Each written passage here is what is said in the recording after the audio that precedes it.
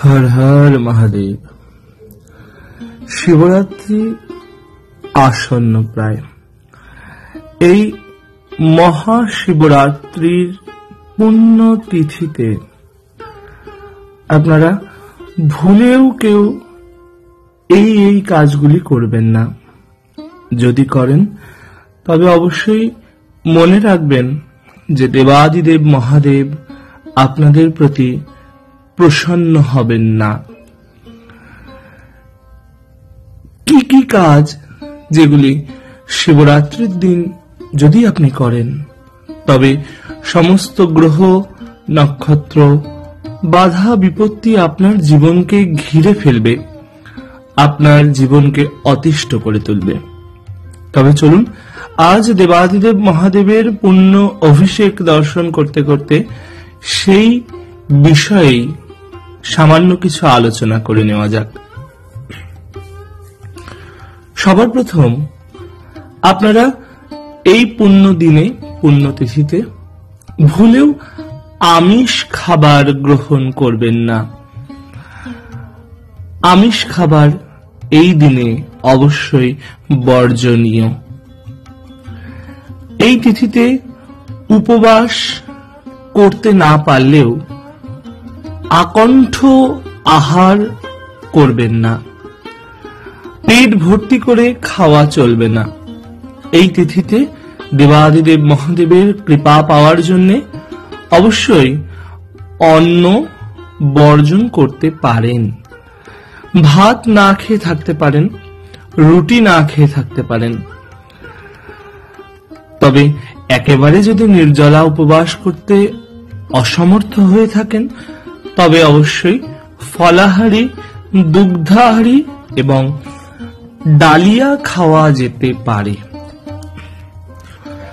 দেবাদিদেব মহাদেবের কৃপা পাওয়ার জন্য অবশ্যই এই দিনকে আপনারা কালো রঙের কোনো পোশাক পরবেন না। দেবাদিদেব মহাদেবের কৃপা আপনাদের উপরে সব সময় বর্ষণ করবে যদি আপনি এই তিথিতে আরো কিছু কিছু নিয়ম মেনে চলতে পারেন। অবশ্যই শিবরাত্রিতে যান, দেবাদিদেব মহাদেবের মন্দিরে গিয়ে তাকে অভিষেক করুন। অভিষেক তো করবেন, কিন্তু ডাবের জল দিয়ে অভিষেক করবেন না। ডাবের জল দেবাদিদেব মহাদেবের অভিষেকের কর্মে লাগে না, যেহেতু ডাবের সংস্কৃত নাম শ্রীফল। সেজন্য এই ডাবের জল দিয়ে অভিষেক করা যায় না। ডাব আপনি পানীয় জল হিসাবে দেবাদিদেবকে নিবেদন করতে পারেন, তাই ডাব দিয়ে অভিষেক করবেন না। এই দিন অবশ্যই মেনে চলবেন আরো কিছু নিয়ম, যেমন এই দিনকে নখ চুল কাটার থেকে বিরত থাকবেন। এই দিনে আপনি অবশ্যই গায়ে সাবান, শ্যাম্পু এবং তেল ব্যবহার করাটাও এড়িয়ে চলবেন। শুদ্ধ জল দিয়ে স্নান করবেন এবং শুধুমাত্র জল দিয়েই স্নান করবেন। তবে এবার আমরা আলোচনা করব এই মহাশিবরাত্রিতে কি কি করলে দেবাদিদেব মহাদেব আমাদের প্রতি প্রসন্ন হবেন। দেবাদিদেব মহাদেব আশুতোষ, তিনি অল্পেতেই সন্তুষ্ট হন।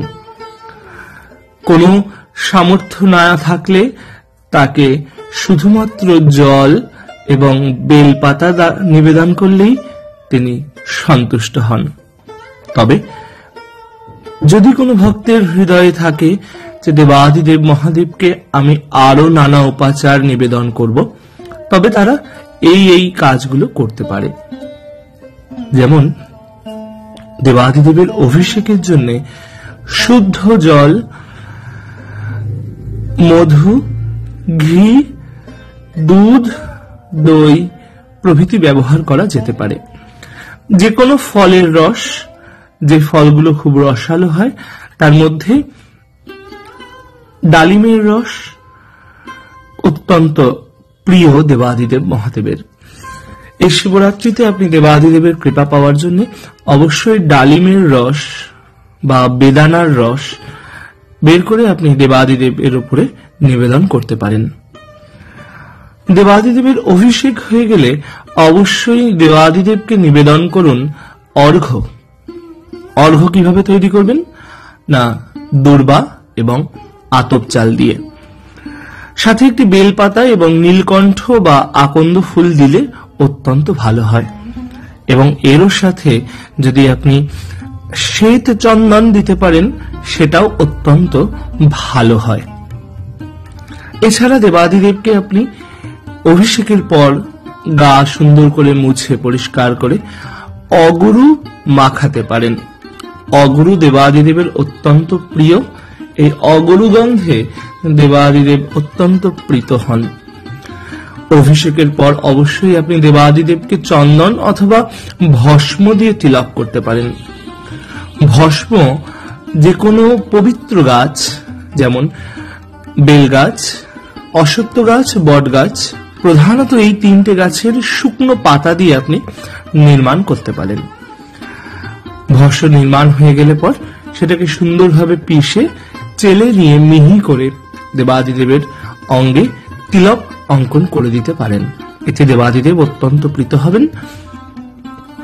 এই তিথিতে আপনি যে কোনো আপনার প্রিয় 5টি ফল বা এই মরশুমে যে ফল অত্যন্ত সুলভ সেই ফল দিয়ে আপনি দেবাদিদেবকে পূজা করুন।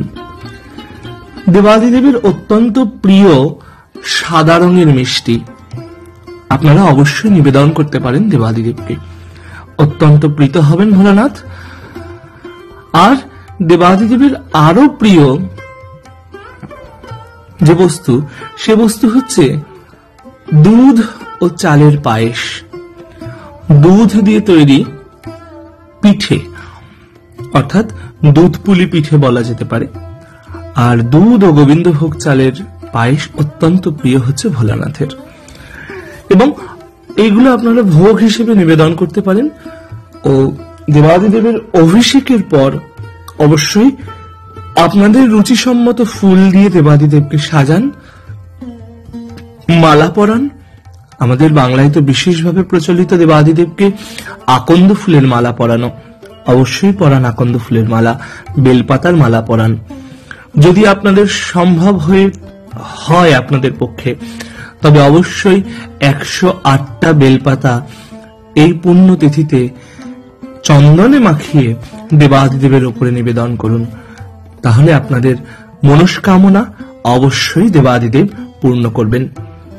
তবে একটি কাজ থেকে বিরত থাকবেন, যে গোটা ফলগুলি দেবাদিদেব মহাদেবের উপরে নিবেদন করবেন আপনারা, সেই গোটা ফল কখনোই আপনি নিজে প্রসাদ হিসাবে গ্রহণ করবেন না।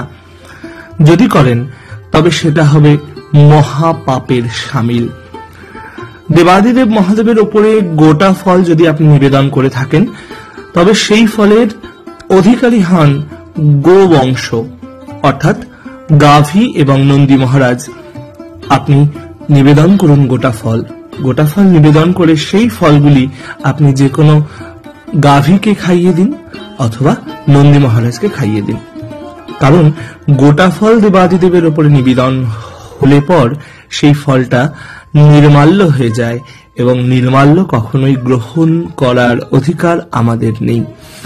তবে দেবাদিদেবের সামনে নৈবেদ্য স্বরূপে যে সমস্ত ফল, মিষ্টান্ন, পিঠে, পায়েস আপনারা নিবেদন করবেন, সেইগুলি পরমানন্দে প্রেম ভরে, ভক্তি ভরে আপনারা গ্রহণ করতে পারবেন। আশা করি এই ভিডিওতে দেওয়া তথ্যগুলি আপনাদের ভালো লাগলো।